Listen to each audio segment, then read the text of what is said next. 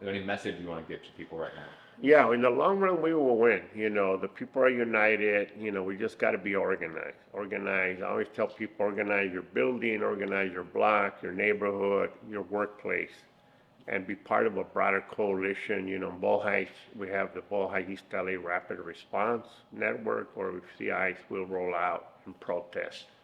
And then come out to the big giant marches, the No Kings marches this Saturday. But focus on organizing your community and uniting and join a revolutionary group, join an organization, and get ready for the revolution. Yeah. The intermittent warfare between the Black Panthers and police erupted today in Los Angeles. At this particular point, it's not our intention to divulge what we intend to do.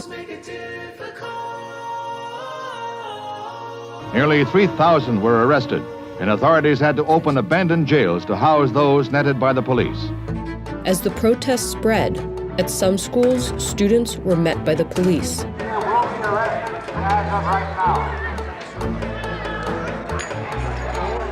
At approximately 2:45 p.m. this afternoon, 2 men were murdered at the UCLA campus. Their names are John Huggins, 23 years old, and Al Prentice Carter, 26 years old. Will you also be mentioning that you are a spokesman for the Communist Party? Yes. The period in Los Angeles when socialists won elections. There was a socialist mayor in Watts when it was a municipality, so that the issue of communism and socialism is not something that's new to Los Angeles and California.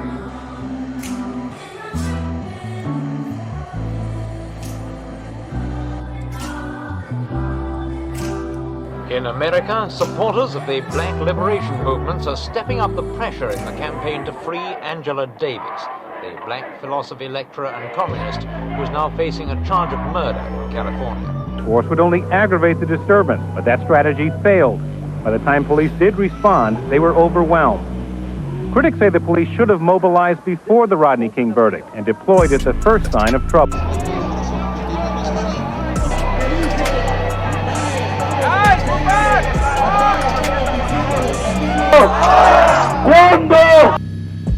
Alright, this is getting serious. Oh my goodness. We do begin with that breaking news. There is a large law enforcement presence now on the campus of UCLA. Those simmering tensions over dueling protests overnight explode. Growing tensions over mass deportations in Los Angeles. Border Patrol says several arrests were made, and the White House says it is monitoring the situation.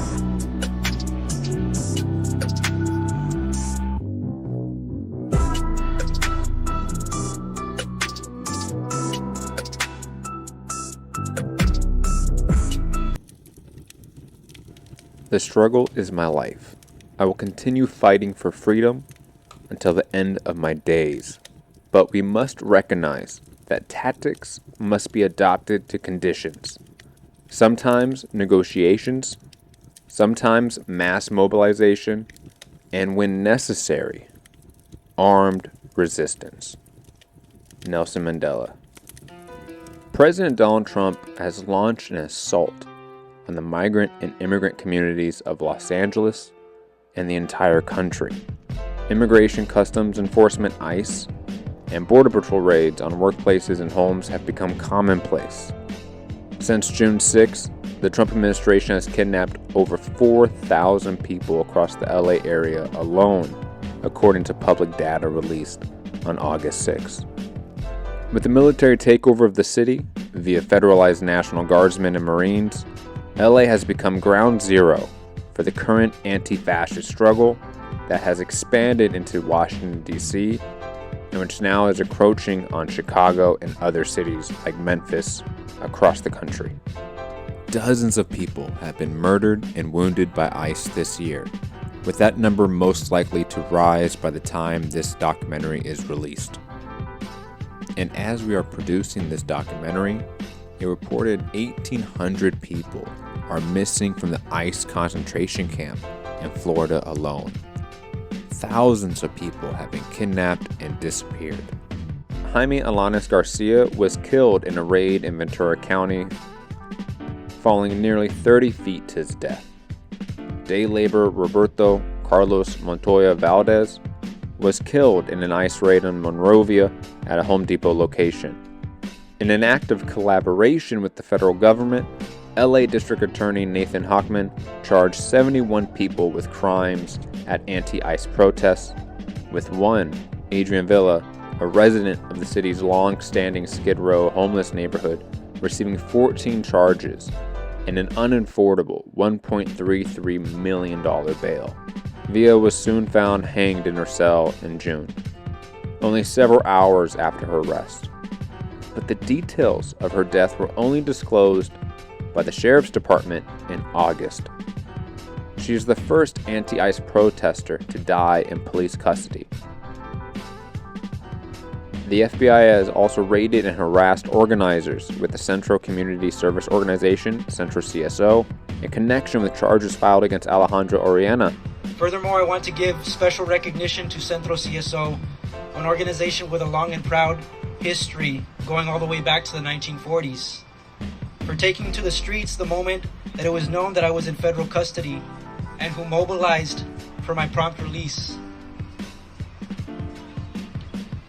I want to thank Unión del Barrio, Black Lives Matter LA, the Committee to Stop FBI Repression, the National Alliance Against Racist and Political Repression, and others for answering these calls to action, and who released statements in my defense. I want to thank my close friends and my family for their support. I'm confident that the justice system will absolve me of any wrongdoing. An East LA activist who handed out face shields to demonstrators. It has become clear that a diversity of tactics is necessary for the struggle against capitalism, imperialism, and fascism. Regardless of the legality or perceived illegality of these respective tactics and strategies, police and fascist repression have been a through line across the board. We must be flexible. We must be able to employ the most varied methods of struggle, adapting them to changing conditions. At one moment, we must emphasize legal work. At another, illegal work, but always with the aim of strengthening the revolution. Vladimir Lenin. What's the right response? How do other areas prepare for this assault? Which tactics should you and the organization you're in pick up? How can we organize this resistance to push back and launch a successful offensive against capitalism? These are all prescient questions for organizers and revolutionaries in the belly of the beast. The revolutionary must master all forms of struggle, from legal parliamentary activity to clandestine work, from economic strikes to armed uprising, and be ready to shift swiftly from one to another as conditions demand. Joseph Stalin. From the No Kings protests to the Answer Coalition, we've seen massive peaceful protests throughout the county. Mass mobilizations from SEIU after their union president was arrested by federal Gestapo, to IBEW, UTLA, and other local unions have been a semi-consistent trend over this current period of struggle. There has been much discussion, debate, as there always is with this particular tactic, over its efficacy. There's the obvious concern about political movements being co-opted into political theatrics with these events. The idea that political momentum gets sapped by less than dubious figures, especially in the case of the No Kings organizers, is not entirely out of the question. In the same way, we must be concerned by state or non-state agent provocateurs at these protests. We should be concerned about the ruling class co-opting our movement. These types of NGO or bourgeois-funded events largely involve mobilizing those who are not organized, liberal progressives in their ideology, and overall not perceived as revolutionary. However, it usually involves mass mobilization of the greater general community. As we will get into, the organized or spontaneous more radical actions usually draw a far smaller crowd. The mayor's office said only 30,000 people showed up to the No Kings rally in Los Angeles, but on the ground it seems significantly bigger. If I had to estimate, it was well over 50,000. And across the country, it was 4 to 6 million people that turned out. The idea that these crowds that don't materialize from thin air, they must come from our communities, cannot be organized and are stuck in liberal politics is a defeatist attitude. It's not so much a meet the people where they are as it is. These are people clearly wanting political resistance. It's up to us as communists, as organizers, to create the infrastructure for that energy to shift from these tailless tendencies. The reality of the democratic and capital co-opting of the Black Lives Matter movement, Occupy, etc., is not proof these millions of people are hopelessly stuck. It's proof we have still failed to meet the moment of struggle we are facing collectively. Ironically, the bourgeois backing of the No Kings rally did not protect these peaceful protesters from LAPD and LA sheriffs who shot them with, quote, less lethal rounds 4 hours before the mandated curfew from Mayor Karen Bass. Peacefully protesting ICE kidnappings and fascist military occupation still leads to mass state repression. The mayor, who repeatedly has denounced the ICE raids and called for peaceful protest, still called in police gangs to shoot those peaceful protesters. It's clear that with the fascist assault on this city and county, that democratic political leadership will collaborate while lying about that reality. Could that repression and collaboration drive these liberal-minded working-class people who attend the next No Kings rally to be more prepared to get organized? And what are we doing to create the space for those to get radicalized and trained for the struggle? Labor's mass mobilizations for this have been underwhelming outside the SEIU rally after David Huerta, the president of the California Division of the Service Employees International Union, was arrested and charged with conspiracy.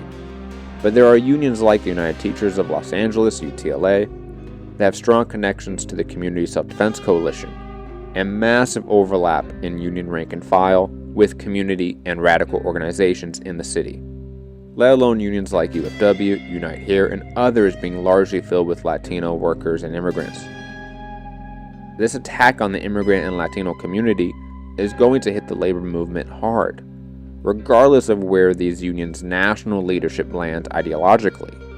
So there is this massive potential for radical action from the labor movement in this struggle, which is a natural carryover from years of labor struggles in Los Angeles. There have also been mass mobilizations from traditional or more liberal immigrant rights groups like the Coalition for Human Immigrants' Rights, CHIRLA, that spearheaded the Sanctuary City Ordinance being passed in preparation for this current period, and have mobilized for protests sporadically throughout the last couple of weeks in direct response to ICE raids. However, it must be stated that the Sanctuary City Ordinance has completely failed to protect our communities. The law was supposed to stop LAPD and city infrastructure from helping ICE and Border Patrol. However, all the experience on the ground has shown they collaborate to terrorize the city, and reporting shows they are sharing resources to assist directly in ICE kidnappings. But it's not just these traditional organizations leading mass mobilizations and protests.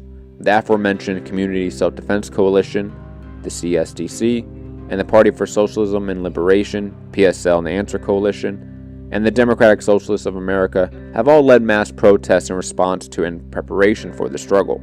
There's also been a massive resurgence of the Chicano movement as well, and that can't be ignored here. Union del Barrio and Centro CSO, both Chicano community organizations with socialist and communist leanings and connections, have been instrumental in mass mobilizations in South Central, downtown, and East LA barrios, and they have been key in other tactical approaches. Do you see it similar? Do you see that there was this sort of drop-off in sort of a revolutionary politics within the Chicano movement, and now there's this resurgence of revolutionary nationalism within the Chicano movement? Yes, because if you study the 80s, all the community groups disbanded, no new left groups are disbanded. So we had a rise of what I call cultural nationalism because of the Reagan years. pushing anti-labor, anti-social programs, right? So there was a vacuum of revolutionary politics, you know. So there was a rise within the Chicano movement of cultural nationalism, you know, indigenismo, we're Aztec, let's ceremony, let's dance, you know, and so I was still Marxist-Leninist, right? And then I found that group, like I said in the 90s, oh, finally I found a group, right? But there was a whole cultural nationalism that grew, and that it's still around, you know. But then you're right. Then the mega march of 2006, and now the anti-Trump movement. So there's a whole new generation of young activists that are anti-Trump and that are open to socialism. You know, I attended the SDS conference this weekend. 300 young people from all over the U.S., black, Chicano, Asian, white, you know, Palestine, fight Trump, LGBTQ rights, pro-immigrant rights, you know, student rights, free speech, right? And Chicanos from Texas, as well as Michigan, Florida, like, fuck, where you guys come from, right? And, well, the SDS is definitely open to radicalism, right? But, you know, we had walkouts in like February, March of this year, all the high school students, we were out there with them, you know. And they definitely have an anti-Trump, pro-Palestine mentality. I don't know if among the masses they're open to socialism, but they're definitely open to radical ideas. They're rejecting Trump as a racist reactionary agenda. The goal of socialism is not only to abolish the present division of humanity, but to replace competition with solidarity. Vladimir Lenin. Another tactic that has been deployed and expanded is mutual aid networks and efforts. This attack on the immigrant community in Los Angeles has caused mass amounts of people to stay home, not go to work, avoid doctor's appointments, and hide from this fascist terror. There has been a concerted effort from organizers to make sure people stay fed and secure materially throughout this, which has to be replicated in other places when the state infrastructure completely fails the community. Groups like Mutual Aid LA, Midnight Books, All Power, Long Beach Rapid Response Network, and more have been dedicated to the distribution of supplies to protesters and community members. As previously mentioned, Central CSO member Alejandro Orellana, who was raided by the FBI and arrested and charged with conspiracy to commit criminal disorder after giving out masks during a protest to protect community members and peaceful protesters from police shooting rubber bullets, is a key example of how this tactic is facing fascist repression. There have already been many cases over the last few weeks of protesters and media being hurt by rubber bullets and going to the hospital, to the point where a federal judge ordered local police to stop shooting at journalists. We are now seeing mutual aid and the media be criminally repressed along with protesters. This threat against Central CSO and other organizers, even with official charges being dropped in most cases, should be a rallying cry for other organizations to mobilize when necessary in solidarity, to lend legal aid, and provide more forms of mutual aid support. The weapon of theory is as decisive as the theory of weapons. While we must be ready to fight with arms, we must also fight with culture, education, and political mobilization. The enemy uses many forms of domination. We must respond with many forms of resistance. Amilcar Cabral. One of the most essential and expanding tactics is the rapid response networks that have developed as a result of the increasing ICE raids. The Community Self-Defense Coalition has over 80 member organizations, including Union del Barrio, Central CSO, the Sumi Collective, the Association of Educators LA, Black Alliance for Peace, Black Men Build, the Educator Defense Network, Jewish Force for Peace, the Harriet Tubman Center for Social Justice, Enoch Bayan, National Lawyers Guild, Local UAW 4811, If Not Now, LA Street Care, Raza Unia Party, People Struggle San Fernando Valley, CPUSA Southeast LA, and dozens of other organizations and locals. Groups like Union del Barrio, People Struggle, and Central CSO were instrumental in setting up the rapid response network infrastructure that the rest of the coalition partners are trained in and then become an active part of the regional networks. There are hundreds, if not thousands, of organizers and activists responding to calls of ICE deployments, educating the community of their rights, and setting up routine daily patrols to search for ICE and Border Patrol groups. Centralized communication and hotlines across the entire LA organizing space has become essential to quickly respond to these ICE kidnappings. I like those, but unfortunately our place is too small. So we're also meeting at the UTLA offices.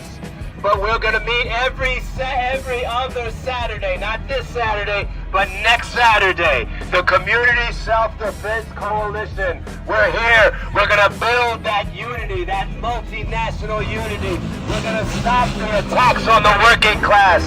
They're trying to divide our working class. But you know what? When black and brown people together, you remember the Black Panther Party? When the Black Panther Party for Self-Defense came out, well, the brown berets said, hey, we like that, let's join you. When the young lords saw it, they said, we like that, let's join you. When Fred Hampton said we're going to have a rainbow coalition that fights for anybody who's against the capitalist terror against working people, whose soldiers do nothing but defend those profits. We come together, and there's so many more of us than there are of you pigs, you ISIS folks, you cowards out there. The Rapid Response Network and connected community patrols are the backbone of the entire resistance to this fascist occupation and violation of our neighborhoods. There's a reason why fascist Senator Josh Hawley is trying to launch investigations into Union del Barrio and Chirla, another organization with a Rapid Response Network. Union del Barrio responded to the letter from the senator.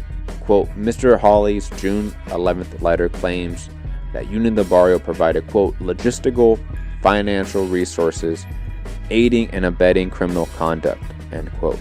To be clear, Union del Barrio has not organized, aided, abetted, financed, or engaged in any illegal activity, and we reject Mr. Hawley's notion that we are somehow responsible for, quote, lawless mob actions. Clearly, the objective of Mr. Hawley's letter was to intimidate us and to compel Union del Barrio to stop organizing the self-defense of our communities, to silence our communities into submission, and to rewrite history as to who are the actual violent criminals behind these events. Anyone who cares to pay attention has witnessed how these protests were rooted in a rapidly growing number of intentionally cruel, increasingly violent militarized immigration operations across the United States. These Los Angeles protests took place as a direct response to the ongoing colonial reign of terror unleashed by the federal government of the United States against La Raza. Union del Barrio is a disciplined organization with a politically united membership that acts collectively, not as individuals. Our members participated and continue to participate in protests throughout the LA area and Southern California.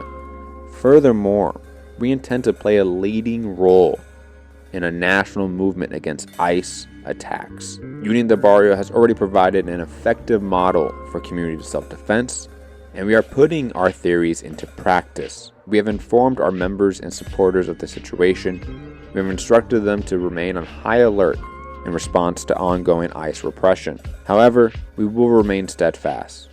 Union del Barrio will continue to expand, strengthen, and increase our community-centered barrio-facing work, such as our community patrols and our youth prisoner worker-centered projects, to build dual and contending power. Other groups like the Harbor Area Peace Patrols and the aforementioned Long Beach Rapid Response Network have been a natural outgrowth of both the coalition and the effectiveness of community patrols, the former being the key watch for all ICE vehicles leaving Terminal Island. And say no ICE on Terminal Island. My grandfather was born in Los Angeles in 1920. In 1942, he joined the U.S. military. During the time of his service, his relatives were moved into internment camps in Arizona. My family understands what forced displacement and mass incarceration looks like. My grandfather is the one who taught me to stand up for values of peace, justice, equality, and compassion. Living in San Pedro, I have seen how neighbors stand up for each other when someone is ill, when someone is struggling, or when people are scared. San Pedro is a community born out of immigration. Croatian, Italian, and Mexican migrants moving to make their lives and blend their cultures in our hamlet by the sea. We protect each other and we defend this slice of Los Angeles. My experiences in San Pedro and my love for this community led me to organize the Harbor Area Peace Patrols, a group of neighbors, parents, educators, and concerned citizens with the support of San Pedro Neighbors for Peace and Justice and the Community Self-Defense Coalition. We are peaceful and law-abiding citizens who monitor ICE activities in our neighborhoods and educate our neighbors about their constitutional rights. We are greatly disturbed by the use of Terminal Island, a place already haunted by legacies of displacement and discrimination, to carry out this wave of terror in our city. Despite the intimidation and aggression of these agents operating in Los Angeles, we will continue to show up for this cause because we love San Pedro. We love LA. We are the ones who will self-determine our destinies in the United States of America. Thank you. I'm a member of Nikkei Progressives. We're a grassroots, multi-generational community organization, mostly based out of Little Tokyo, but also throughout Los Angeles. And we're dedicated to fighting for justice and solidarity with others. My grandmother actually lived and worked on a farm about less than 10 miles from here in Harbor City before being forced during World War II into the American concentration camps. And so while my family wasn't from here, from Terminal Island, they too had their lives ripped away from them because of what was later acknowledged by the US government as race prejudice, war hysteria, and a failure of political leadership. So when I and other Japanese Americans heard that ICE was using this area right behind us, right in front of me, as a staging ground for agents to go out and kidnap community members again, we were appalled. As other folks have mentioned, Terminal Island was once a vibrant community from the 1800s till World War II, at one point reaching 3,000 Japanese immigrants. And while the physical community was displaced, to this day, Terminal Islanders continue to speak out to preserve their history, with this monument behind me being a testament to their dedication and their resilience. In the testimonies that the Terminal Islanders made in the 1980s to the Commission on Wartime Relocation and the Internment of Civilians during our community's fight for redress and reparations, Terminal Islanders recalled the fear from the sudden and invasive presence of government agents immediately following the bombing of Pearl Harbor. And because of racist fear of Japanese espionage, never proven, along the coast and the isolated community's proximity to a naval shipyard, first-generation Japanese American men were among the first to be rounded up by the FBI, an action that was justified using the same Alien Enemies Act that Trump used this year to deport migrants illegally. Almost all of the fathers were taken away, leaving families who had no idea when they would be reunited. And in his testimony, Mas Tanibata recalls seeing a mother with 5 children just sitting down and crying. And Henry Murakami talks about how he was a fisherman who was denied access to his boat, his livelihood. And in February 1942, he was picked up by the FBI, who would not even allow him to put on his shoes, and dragged him out with what he said hizoris, his sandals, on, and he ended up in Bismarck, North Dakota, in 30 degree below zero weather, forced to leave behind a pregnant wife and his children. Kuniko Sato, a teenager, testified that she carried her birth certificate with her to go to high school in Terminal Island to prove that she was a citizen. So, circumstances change, but if you think that this all sounds eerily familiar to this moment, so do we. The US government continues, as it always has, to enact state-sanctioned violence against immigrant communities of color, and they're trying to silence people's resistance using the courts and the military, but the people are fighting back. They're showing up in mass to prevent kidnapping by masked and armed agents, and they're keeping the eye on the streets every day, like the people who are testifying here today. So we speak out in defense of those who are being targeted now, not just because our families needed allies and accomplices during World War II, but because it is the right thing to do. And we believe in the dignity and human rights for all, and the right to due process regardless of immigration or citizenship status. So whether it's organizing Know Your Rights trainings and rapid response networks, or being a part of the fight to close Adelanto Detention Center, a place where migrants are currently being held and denied food, clean clothing, phone calls, and legal aid, Nikkei Progressives believes that we must struggle in solidarity with others for a more just society. So we encourage all who are here and who are listening, who believe in justice and democracy, to join us with others, to protect our communities and our neighbors. And moments like this remind us how important it is to find like-minded people and stand together to fight for justice and safety for all. So we call for ICE out of Terminal Island and ICE out of all of our neighborhoods. Thank you. A common staging ground, and the Long Beach Collective being the front line of all ICE movement from Terminal Island. It is unknown how many lives have been in effect saved by these patrollers, but the number is in the thousands. In any struggle, it's imperative to know where the enemy is, what the balance of forces is, and where to concentrate your forces. The rapid response networks and community patrols are the first line of defense and information gathering, which is vital to this resistance movement. We have to know where the fascists are and where they are gathering strength, so we can do the same to counter that invasion into our communities. The guerrilla fighter is like a fish in water. The water is the people. Without the people's support, the armed struggle is doomed. But without the armed struggle, the people's resistance remains fragmented and easily crushed. Amilcar Cabral.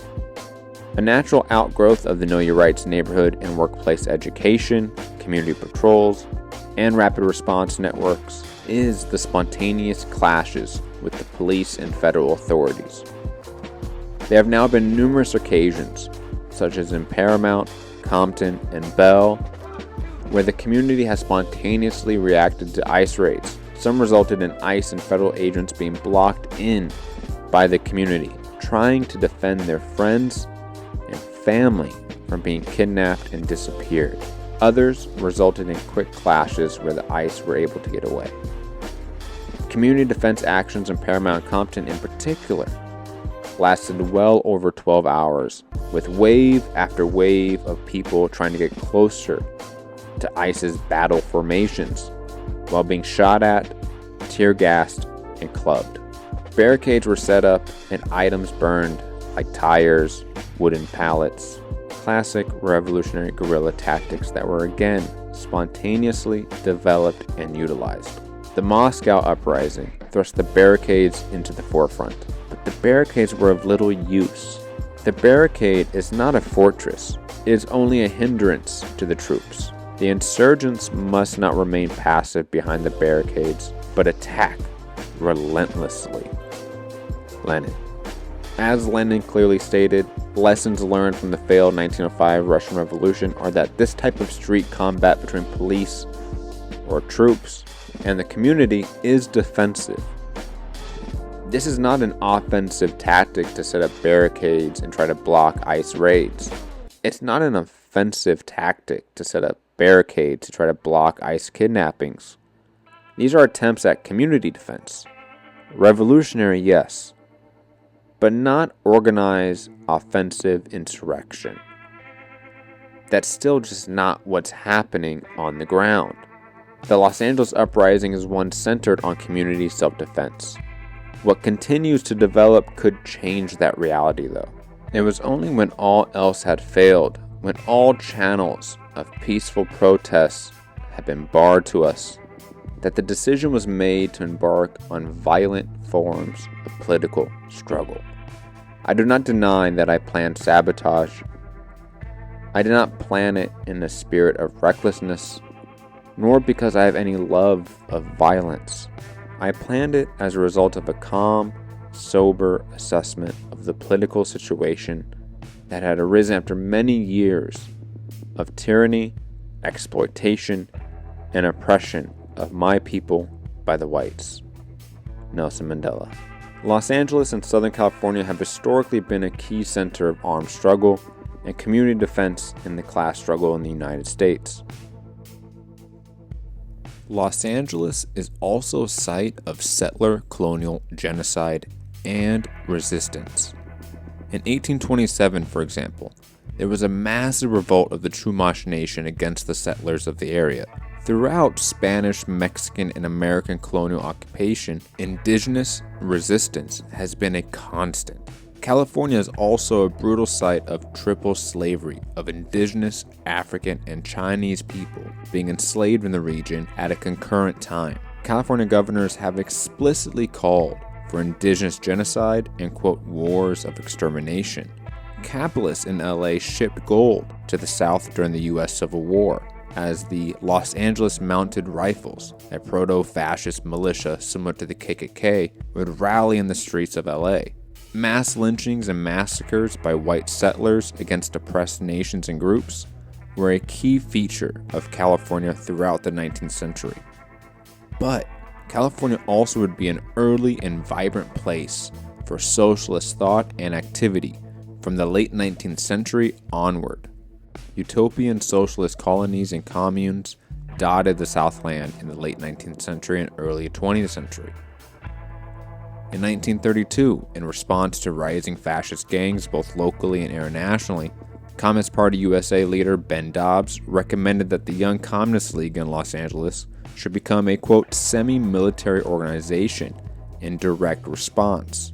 Party members were trained in Moscow for revolutionary guerrilla action, such as how to build barricades and Molotov cocktails. 20 years later, the entire leadership of CPUSA in California was on trial for the Smith Act. There were mass popular uprisings like in Watts in the 1960s, which historian Gerald Horne said, quote, marked the moment when the ideological baton in Black America moved westward. And after the Watts Rebellion, the community alert patrols formed in LA, similar to the anti-ICE patrols of today. Community members would patrol and protect and observe in the community against police brutality. It was born out of and from community members organizing in the Communist Party associated Hugh Gordon bookstore, and the organization of the community alert patrols was a direct harbinger to the Black Panther Party and the Black Power movement to follow. Between groups like the Black Panther Party, the Black Liberation Army, Weather Underground, and more, there were 2,500 bombings in the U.S. from 1971 to 1972 alone. Police shootouts with revolutionaries from the Bay Area to San Diego were not uncommon, as at least 24 Panthers were killed by cops during its brief history. During the first half of 1969, there were at least 10 armed police and FBI raids on the Black Panthers, most notably the assault on the headquarters in Los Angeles. There was international military aid given to the Black revolutionaries in that period from anti-imperialist and socialist countries like Algeria, Palestine, Cuba, Vietnam, and Czechoslovakia. Jonathan Jackson's armed assault on the courtroom in Marin County became a societal lightning rod.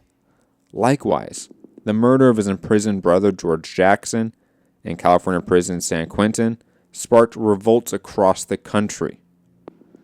This led to the infamous trial of former Black Panther and, at the time, current Communist Party member and UCLA professor Angela Davis.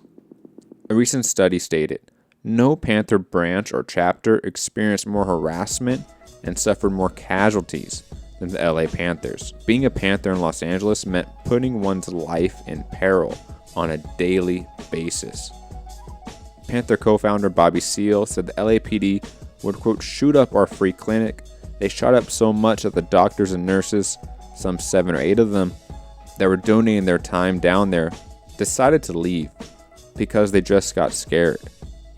Chicano leader Corky Gonzalez said California and Los Angeles were, quote, the #1 police state and city in United States history. You know, we're coming from Mexico, and then there were blacks from the South, you know, fleeing the Jim Crow. So then we moved to Ball Heights in East LA. So then for me, you know, watching the black movement rise influenced me, watching the rebellions, the Black Power movement, you know, but I was still kind of quiet, you know, at high school, but I got mad that they called me into the vice principal's office to sign up for the U.S. Elective Service System, you know, but I wasn't vocal yet, right? And then I went to work at a factory where my dad was. He was a union man, he's shop steward. I would go to union meetings as a little kid.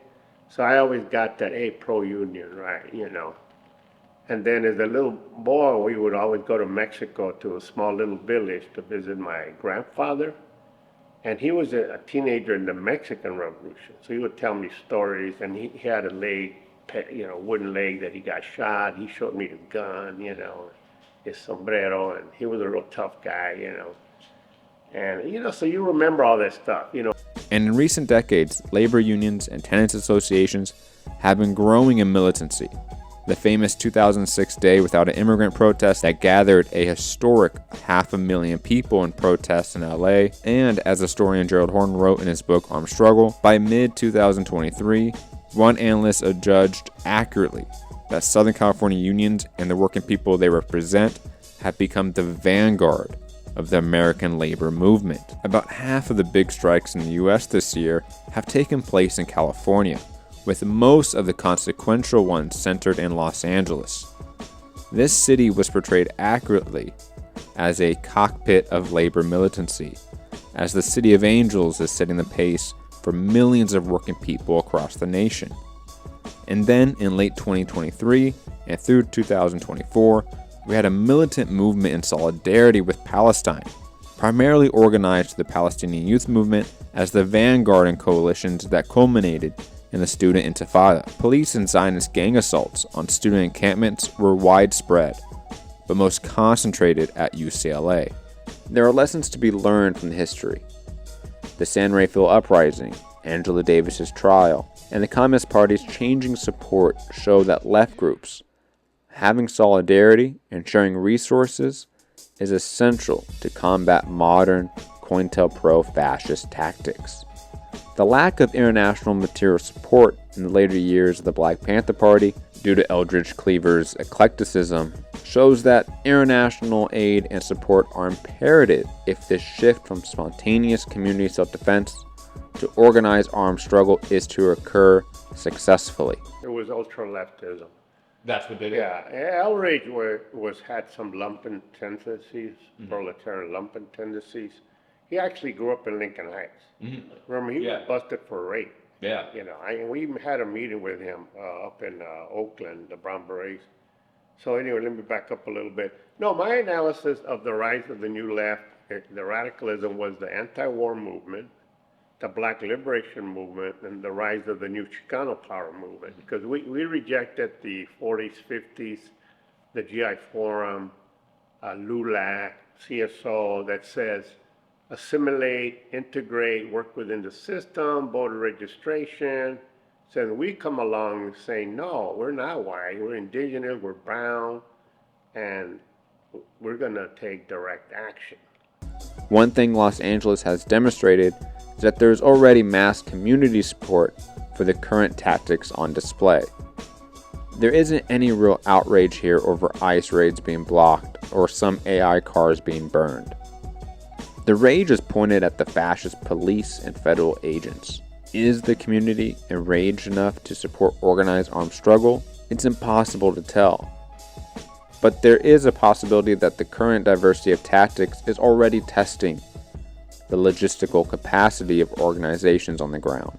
An insurrection must not be viewed as a spontaneous outburst, but as a carefully prepared and organized action. The art of insurrection demands the concentration of superior forces at the decisive moment and place. Joseph Stalin. We are clearly in a period of mass unrest and resistance to fascist aggression. Organizers are deploying all available tactics, and some organizations are employing multiple, from mass protests and mobilizations, mutual aid, community patrols, rapid response networks, know your rights education, and more, are all building up community capacity for spontaneous direct action. Organizers in other areas need to develop similar community self-defense coalitions with radical and revolutionary collective leadership and prepare infrastructure for the oncoming fascist repression. Organizers must rapidly expand mutual aid networks, rapid response networks, and coalitions into permanent structures of dual power, community kitchens, medical collectives, and defense committees that outlast this wave of repression. That is what's vital here. The rapid response model must evolve into neighborhood assemblies capable of coordinating strikes, boycotts, and armed resistance when necessary. The 1985 MOVE bombing, the 1965 and 1992 LA rebellions, and the police assault on the Black Panther Party in Los Angeles prove the state's willingness to escalate to massacres. If armed struggle emerges, it must be disciplined, clandestine, and rooted in mass support, unlike isolated actions that doomed other groups in the 1960s and 70s. The last time we saw this level of armed struggle here, the U.S. used Smith Act trials to arrest all state and local communist leaders, used COINTELPRO tactics to assassinate, disappear, and lay siege to communist organizers in the Black Panther Party, Chicano movement, and the Communist Party USA. To combat that, solidarity and material support are vital for community defense. Historian Gerald Horne advised organizers who may be going down the path of armed struggle that they, quote, should have an analysis of the correlation of forces domestically, who will be our allies, who will be our antagonists. Above all, an international analysis. I hope they have been in touch with our comrades in Cuba, that they tried to rally international support. That would be my only cautionary note with regard to replay the 1960s and 1970s. The uniqueness of the Southland, proximity to Mexico, proliferation of colleges, serpentine freeways, brutal cops, and empowered ultra-right also served to propel the communist movement. The problem in the U.S. was an assessment of the correlation of forces domestically and globally in light of the perniciousness of class collaboration that inured in settler colonialism at home. At this point, thousands of people have been mobilized by this attack on their neighbors and loved ones, and the tactics and organizing happening here could serve as a blueprint for struggles now happening in other places in the country. The hope locally is that if the community in LA organizes itself consistently and strongly enough, it may cause the Trump administration to hesitate in its drive to encroach on other cities and our own, especially if they know they'll get the same pushback and resistance no matter where they go. The Republican Party and fascist MAGA movement have set their sights on the immigrant and migrant communities, exactly as they laid out in Project 2025. The time for the Popular Front to resist these assaults, the time for resistance. Yet when they faced the resistance in Paramount, Compton, Bell, and South Central, they retreated in defeat. These are clear examples that when we fight, we win. This is what we mean by community self-defense. We don't use violence. We use people power. We outnumber these kidnappers. We invite people to join Unión del Barrio, to join the Community Self-Defense Coalition. If you aren't part of an organization, join one today. Help us to build and advance the movement to defend our gente. We have every right to defend our families, our loved ones, and our neighbors. These federal agencies underestimated the deep love we have for one another, a love that demands we rise to this moment with sacrifice, discipline, and organization. And lastly, let us be clear, to our people from Nuestra America, we are not immigrants. We are the original peoples of these lands, and we have every right to live a life of dignity on our own historic homelands, and we unite as a working class to resist and defend our families. El pueblo unido jamás será vencido. How have you kept revolutionary optimism through all of these periods of struggle that have been really significant and repressive? As somebody that is new to the struggle and now really in a state of repression now, and probably the first time in my organizing life, we have, Comrade Alejandro from Central CSO, him being charged, and obviously those charges were later dropped, but, it's hitting home in a way that it really hasn't before for an organizer. I bet a lot of organizers in today's age that are young and new to it, how do you keep that optimism, that revolutionary optimism? Yeah. Well, I think two things. First of all, I'm a Marxist-Leninist, so it helps me as a guide and analysis what's going on, right? I'm not confused. I see that Marxist-Leninist, it shows me what's going on. You know, it's the rise of the monopoly capitalism, U.S. imperialism is an enemy of the people of the world, and we got to defeat it. And, you know, we have a strategy of uniting in the United States, the Black Liberation Movement, Chicano Liberation Movement, all working people, right? And we got to organize in the community and the working class, you know, so I believe in it, and so that keeps me focused. The other part about being happy and positive, I think that's just my upbringing from my mom and my family, right, you know. Because people have told me that, you know, that I am so positive. But the other thing that I get motivated is when new people join the struggle, young people, moms, when I see them get active and we win things, you know, like the walkouts of February, March of this year were downtown, thousands of young people saying, you know, yeah, and I was out there with them like, yeah, it feels fucking good, you know. And usually I don't take over freeways. I'm against that. It's too dangerous, right? But there was so thousands of them, and they were already on the freeway. And there's one big family said, "Come on, Carlo, let's go." And like, no.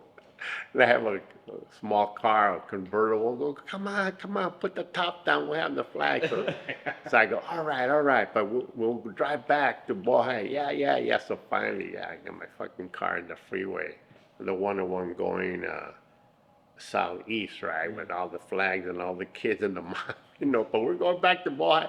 Everybody, let's go, everybody, come on. They're all marching behind us. We're going to get off on First Street, go to Mariachi Plaza, have a rally. So we get there, we get the free, we get off, come on, get it. No, they fucking kept going. Like, no, come on. They kept going, oh, fuck, man. And then you ask me, you know, whether I approve of violence. I mean, that just doesn't make any sense at all. Whether I approve of guns. I grew up in Birmingham, Alabama.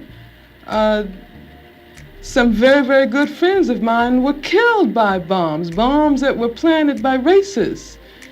I remember from the time I was very small, I remember the sounds of bombs exploding across the street, our house shaking. I remember my father having to have guns at his disposal at all times because of the fact that at any moment we might expect to be attacked. The man who was at that time in complete control of the city government, his name was Bull Connor, would often get on the radio and make statements like, niggers have moved into a white neighborhood, we better expect some bloodshed tonight. And sure enough, there would be bloodshed. After the 4 young girls who lived, one of them lived next door to me. I was very good friends with the sister of another one. My sister was very good friends with all 3 of them. My mother taught one of them in her class. My mother, in fact, when the bombing occurred, one of the mothers of one of the young girls called my mother and said, can you take me down to the church to pick up Carol? We heard about the bombing and I don't have my car. And they went down, and what did they find? They found limbs and heads strewn all over the place. And then after that, in my neighborhood, all of the men organized themselves into an armed patrol. They had to take their guns and patrol our community every night because they did not want that to happen again. I mean, that's why when someone asks me about violence, I just find it incredible. Because what it means is that the person who's asking that question has absolutely no idea what black people have gone through, what black people have experienced in this country since the time the first black person was kidnapped from the shores of Africa.